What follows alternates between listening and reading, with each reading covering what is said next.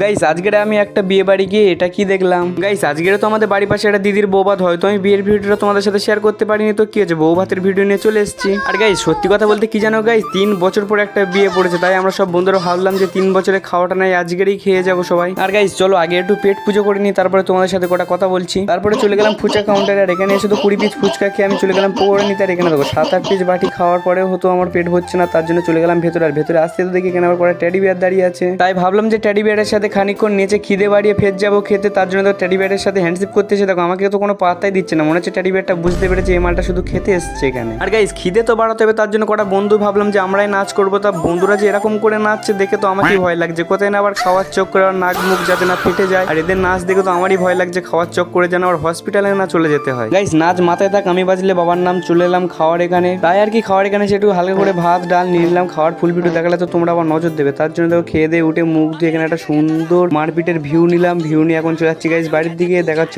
Next বলে গে। তো tata বন্ধুরা।